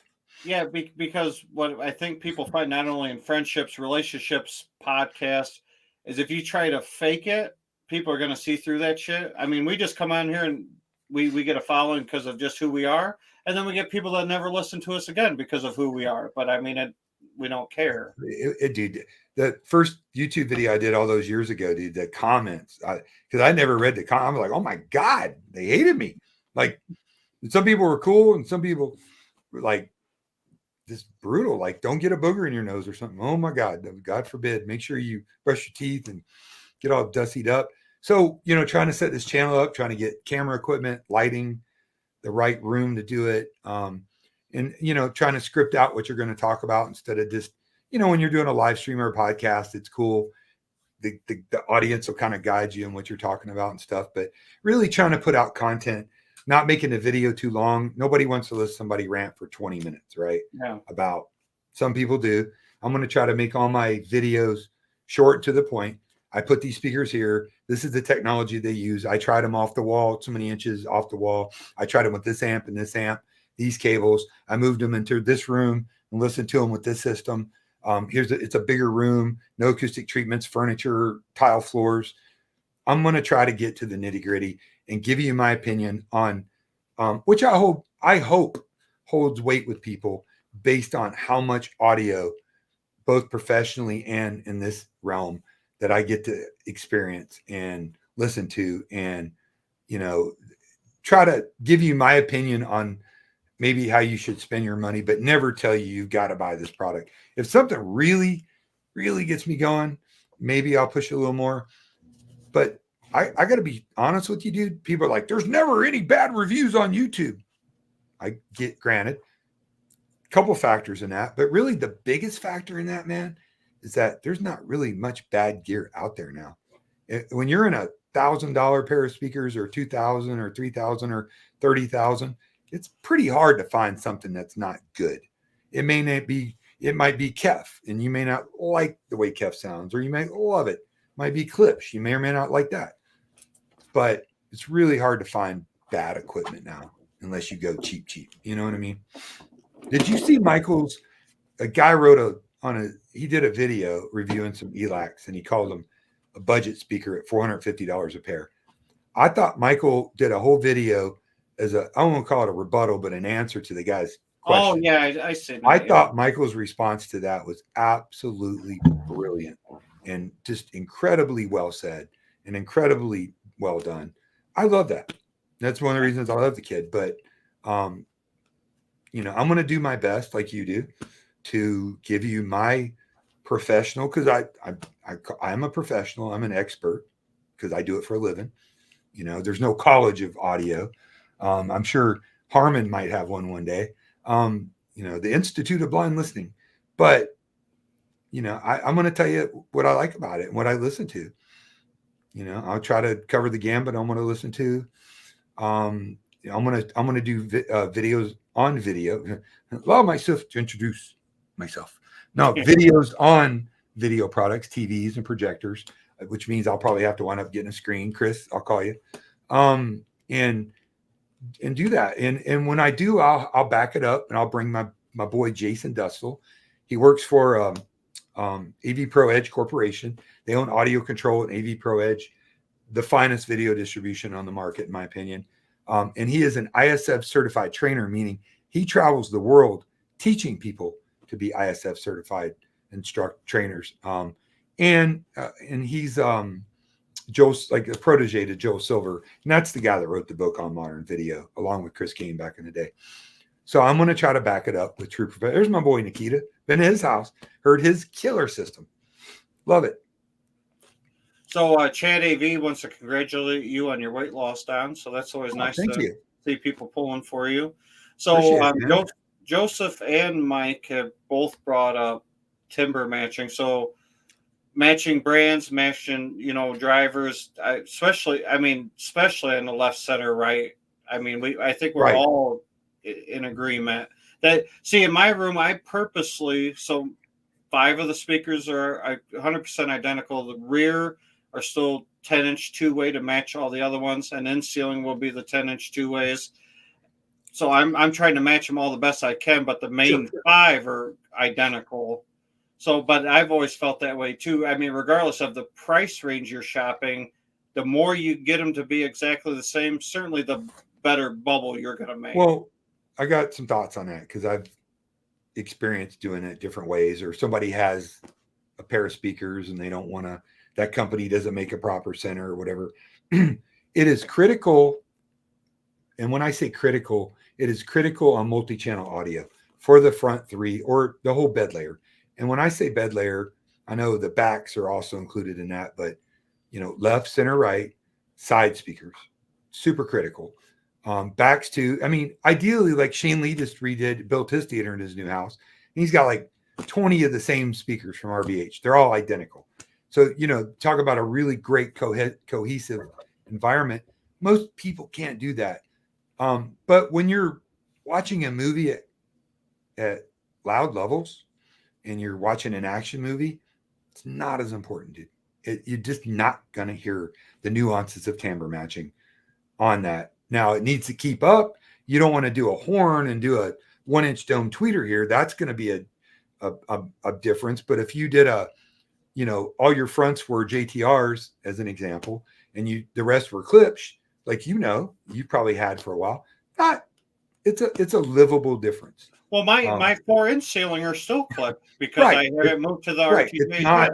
It's not as critical. Yeah. And don't hate on yourself.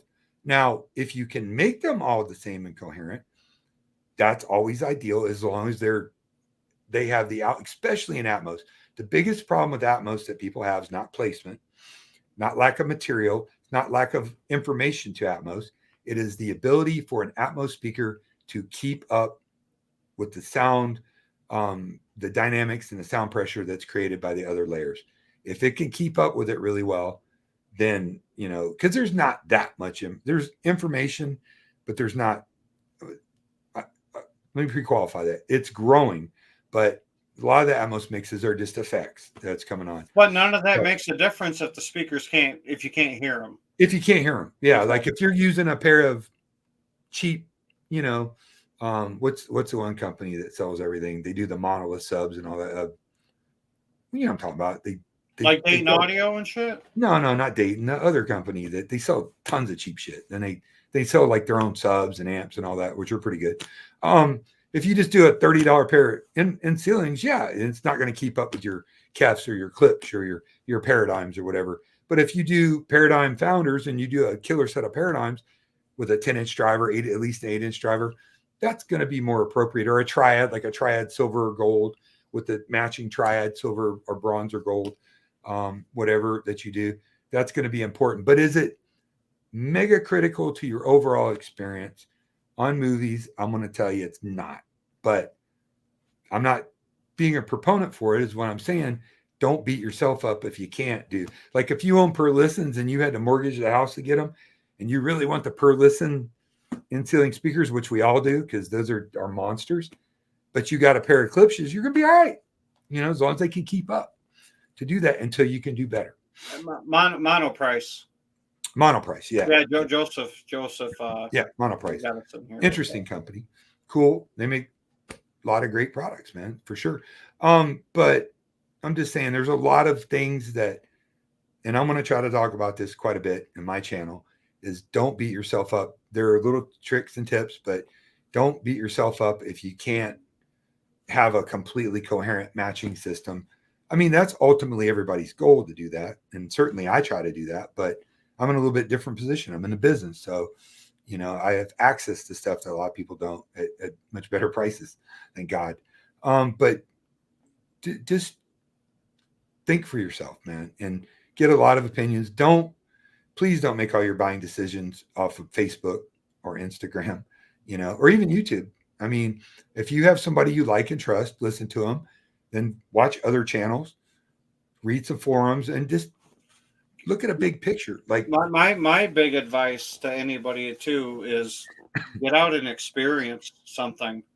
I know, but it's hard, man. I mean, you're in Chicago, so you probably have a lot more access to audio.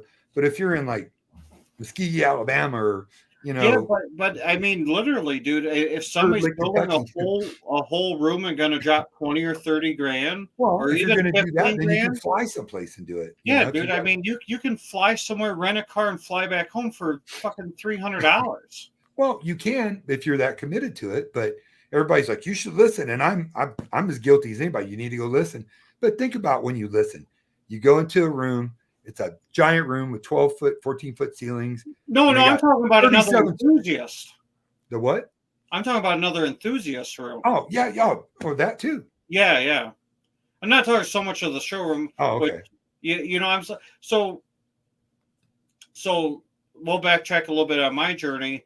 Is when SVS came out with the new PB16s, I had a bunch of Clips THX Ultras. I made the move to 16s. People wanted to come in to check out the new PB16. I kept them for a year or so. I wasn't super happy. Then I went to Power Sun Audio because I went to a dude's house that had a bunch of Power Sun Audio and I really liked them. So then I bought them. Then I went to a show and a few guys that had JTR. That's what made me switch from PSA to JTR. So hearing those in other enthusiast room gave me that hands-on to find the experience I was looking for. See, even if I was a big, say, follower of yours and you're saying, oh, I should do this, this, and this, like whatever sub, I would still have to go out and hear it for myself before I 100%. committed that kind of money. Well, the problem is a lot of people, I'd say a huge amount of people buy direct-to-consumer products like Emotiva. Not a great fan of it, but it's not bad gear. Or SVS, or even Jeff stuff with JTR, GSG Audio. It's really hard to find a place to listen unless you go to an enthusiast. Oh, of course. Place, to do and that. Most enthusiasts, back to what you said earlier, is most enthusiasts don't have 10 speakers all side by side, creating a million reflection points and shit too. Well, that's true. So if you go, I want to hear the Kef reference in the Meta and the Focals, and I want to hear the Paradigm Founders, and I want to hear this. I mean, you can get a really good sense of how they sound, but it's going to be affected.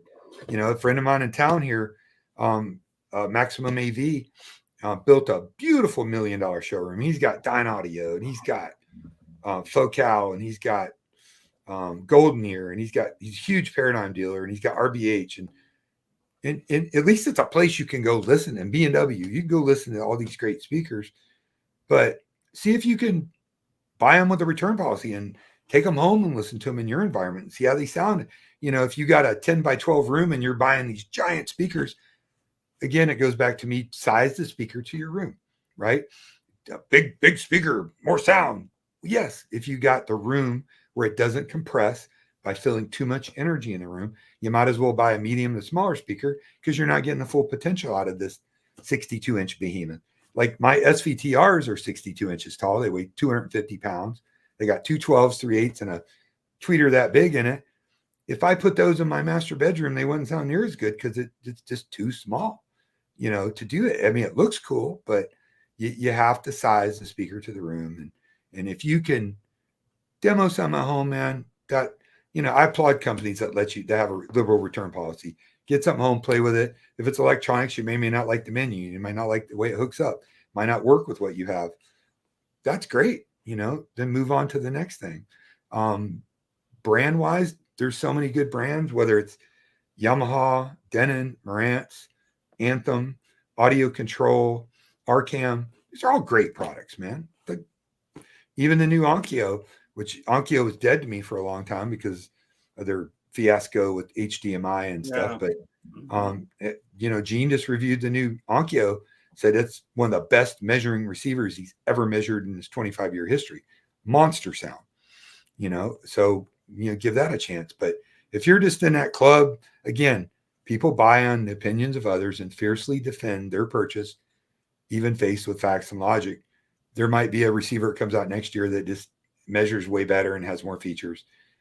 Don't piss on it just because you don't have it. Be happy with what you got.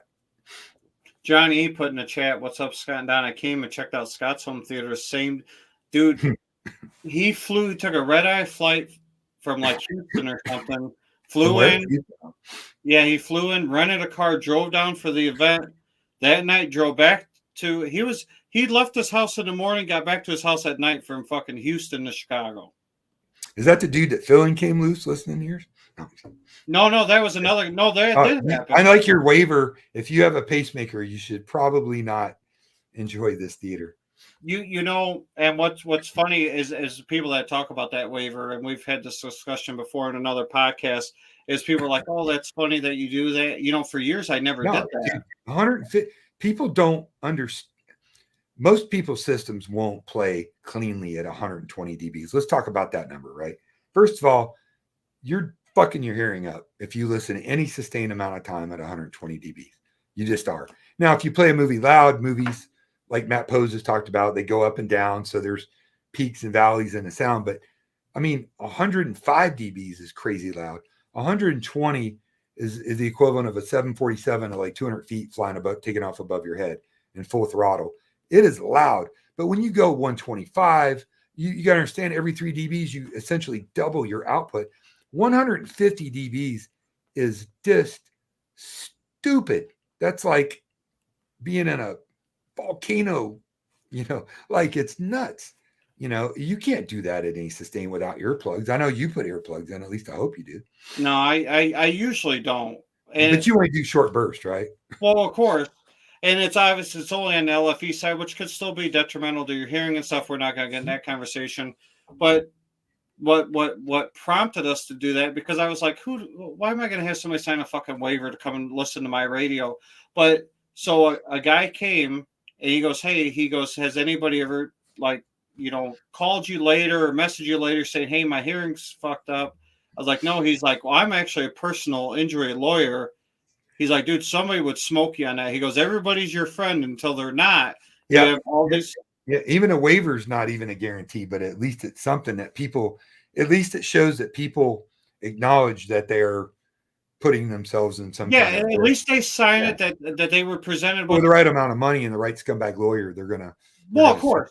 Anyway. But at least I have something.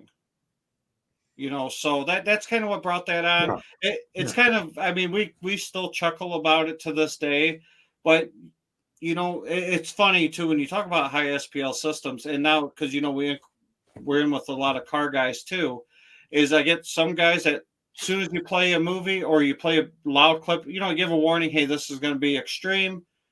As soon as the first bass hits, they run out the door. Some of the guys are like, hey man, we'll be in the 140s or 150s already. They're like, oh, is there anything else left in the tank? Like, crank it up some more. Because some of the car guys come, like we just had a group of car guys coming through here. Every car guy had 162 plus dB system. It's a car. Yeah. But I'm saying is when they listen to 155 in a house, it's different. They're still amazed that that's getting done in a house. Oh yeah. But it's also 5 to 10 dB less than what they're used to. Dude, I agree. I mean, I've got 418s and 412s in my big system, and with a shit ton of power going to it, and I can comfortably do 125. I think I did 127p. I had more to go, but I didn't have the power from the wall to really, because I don't want to hurt anything by straining an amp because it doesn't have enough power. Does that make sense? You know that.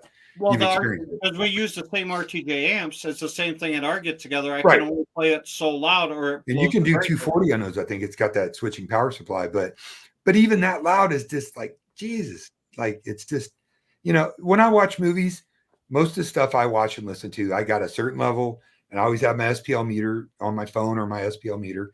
I try to keep it around peaks of 99, maybe 102 when it's a really good movie. But it'll live around 80 something, 70 to 80. And that's enjoyable. That's like a real movie theater to me. When I went and saw Dune 2, they had it cranked up so loud it was it was almost harsh. And another thing too is your speaker technology. Nobody ever talks about this. If you have a typical speaker with a 1-inch dome tweeter and mid-ranges and whatnot, which kind of irrelevant on it, it's going to compress the shit out of that tweeter when you get up to 110. Even with a waveguide, it's going to help a little bit, but you're compressing it. So then you need to think about going, if you really want that higher SPL, bigger room with a horn or compression driver or a big ribbon like I have. The big ribbons are real similar in output because they have way more surface area. Like a 1.4-inch AMT tweeter has like 2.5 times the 3 times the surface area of a 1-inch dome, inverted or dome. You got to think about that too. It's something. A lot of times they'll play that loud, but you can't hear the micro compression that's going on in it unless you've got Batman ears, which none of us probably have once you reach a certain age. So going back to the speaker type, that's something I'll talk about on my channel. I'm not trying to hog you're great, gracious enough to have me on. So, but there's a bunch of stuff we could talk about on speaker design, layout, positioning is super important on the bed layer, especially the LCRs. The old adage, you have to have the triangle, is not true. Like if you can't put your left and right mains way out to the edge and you got to come a little closer with the way the dispersion pattern are on a lot of these modern speakers, you're fine. loads of stuff we could talk about and get into. Real quick, Don. So Don Hensley from Horizon Home Theater, he was saying that you're welcome on his channel at any time. Be If cool. anybody wanted to reach out to you, Don, about getting you on a podcast or something like that, what's the best contact info? So I've got my website. I haven't built it yet, but I've got the web address. But digitaldawnav at gmail.com. It's pretty simple. And, and I'll, once I get going, I think my channel will probably get, just because of my, years with Audioholics. And I know a lot of people know who I am. I'm hoping, I'm not having delusions of grandeur that I'm going to have 30,000 followers, but I mean, I think I'll have a pretty good head start. Yeah, you'll definitely get a good a lot of my friends, yeah. I mean, I'm going to be doing stuff with Michael, I'm sure. And then Giles and Home Theater Gamer and,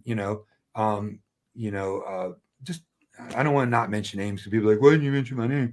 Tons of guys that I know out there. I've tried to help and they've been great. And, we can just I like doing the live streams with other educated, intelligent people and getting people's different views and opinions on it. I'll put my 2 cents in the ring and listen, just like with the screens, I'm all whipping my big chest. Yeah, the transparent screens. I stand corrected. You hear that, Mr. Seymour? I stand corrected, and I'm a believer. So, I just want other people to feel the same way. If there's something and they experience that what they were saying is not really the way it is, acknowledge it. Nobody's going to get mad. If you're worried about saying something wrong, then you're always going to say something wrong. Yeah. You're always going to put your foot in your mouth. I mean, unless you're no fun if you just script everything out where you don't make any mistakes. Give your opinion, report some facts. Again, I'm going to do REW room measurements to a point. Am I going to go as deep as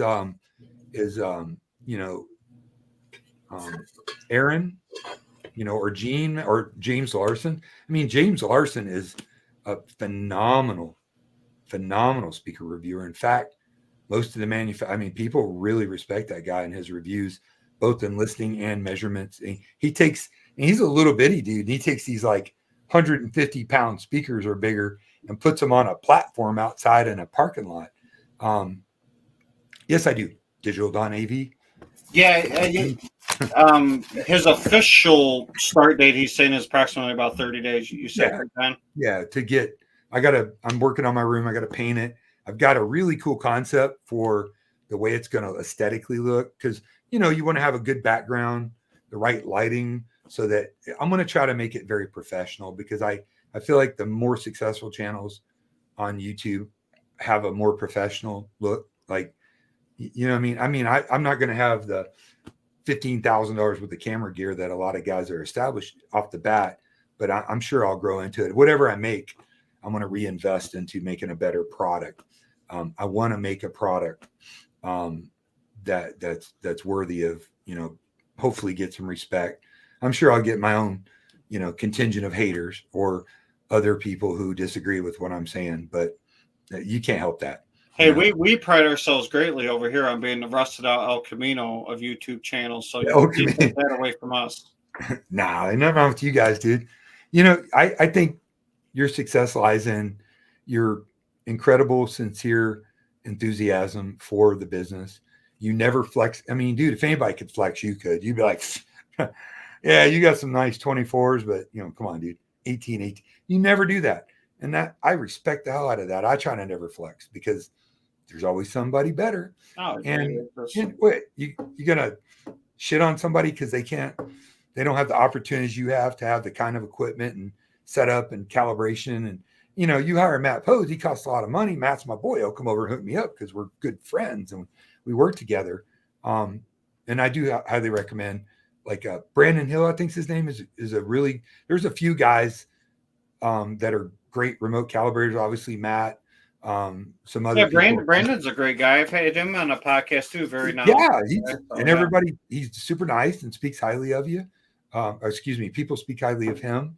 I got zero issue. He seems like an amazing person.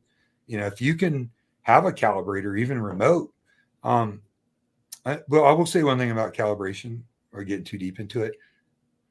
My experience is if a system is calibrated completely perfect to specs, most people don't necessarily like it. They want more this or more that. And good calibrators understand that. Matt and I have talked about that at length. I don't really hear enough from the surrounds, which is the most common. Boom. Or I want more bass because something makes a really sweet measurement. You know what I mean? A really great graph doesn't mean, and maybe some people are afraid to say that once they do it, but build the system like you like it. Not, if it's got a dip or a peak here and that's what you like, go for it. Because you're the one listening to it every day. I'm not going to chastise you because, on the chart, you don't this and that. I mean, whatever, dude. Calibration is a good start. We're going to take one more question and then right. wrap this up. Appreciate everybody hanging out with us. Shit, we'll be pushing on 2 hours here pretty soon. So, Don, Yes, Nikita wants matching left, center, right on walls and base layer and office. The office is the only place you can do it. And what's white? Who offers really good shit in white, Don? Well, I know he knows I'm going to talk about the new, and I know the room. He showed me the new RBH Impression series. It's their kind of entry level line, but it's a legit audio speaker, especially in a medium to small room. They offer an on wall, they offer a center, LCR, subwoofers, and they make them in white. Kef makes a multitude of great speakers in white. I like white speakers too. My Focal Cantas are in white. If that's color, I think they look cool. I like white. I mean, there's a few manufacturers. I really want to get my hands on the new Dunn Audio Evoke series. They make those in white. I mean, they're a little more expensive. I think the Evoke 30s are $3 and Evoke 50s are $5. But I mean, there's a multitude of companies that do that. But look for somebody that makes an on-wall, that can be used on a ceiling, maybe even something angled if you want to do your Atmos that way. If you can't, are you RBH dealer, Don? I'm not. Okay. No. Well, I mean, technically, yeah, but you could point him in the right direction if he was looking at. Yeah, RBH sells those Impression Series factory direct.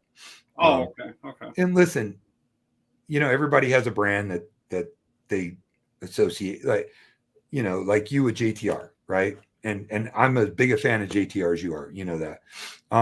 RBH is a company that I have really aligned myself with. I've used them on most of my big, oh my God, theaters. And these monitors I'm listening to, because I feel that they check all the boxes. Now they even start. Now their cabinets were awesome as long as you wanted them in square, right? But now they're putting side panels and stuff to improve their aesthetics. But they play very loud, very clean. They have great dispersion. They put a lot of effort into a value proposition, meaning $1,000 of RBH, in my opinion, will usually handily outperform $1,500 to $2,000 in many other brands. They're making their stuff in the States now with HDF, which adds more dampening to the cabinets. Their crossovers are all hand done. They're just a really great, solid American company. They just have not the greatest marketing, and marketing sells the world. We're trying to help change that a little bit, but they're among their place is definitely among the Focals and the Paradigms and all these great brands. They just don't get the love a lot of other companies do. But I own a lot of other speakers besides RBH. It's not my only game in town by any measure. All right, cool. Well, hey, once again, now we're pushing. I appreciate you coming and hang out with us, Don. And for all you guys watching us talk crazy shit for 2 hours, that's awesome. If you want to follow Don on his channel, Digital Don AV, he's just firing up his new YouTube channel, which will be starting here in the next couple of weeks. For any upcoming episodes, certainly the Bass Brings Us Together YouTube group or Living It with Scott K YouTube group. You guys are more than welcome to come hang out with us anytime. So, Don, me and you hang out for a few minutes after. Check it out. I like the women's with the big butts. It drives me crazy. It makes me nuts. They walk through the park without a care. Look at them bitches sitting in Scott's chair. Listen, guys, let me give you some tips. Just get you a woman with some real big hips. Show me. There might be some dancing and rapping on my channel. It might not be good, but it will be there. So certainly, man, we certainly appreciate you guys hanging out, talking shop with us on a Friday night. Happy holiday weekend. Crank it up. You guys enjoy yourself. Stay safe out there. We'll see you guys on the next video, next live. Certainly be checking out Don's new channel. Boy, right here. So, thank you peace so out, much. everybody. Thanks, Scott. Thanks, guys.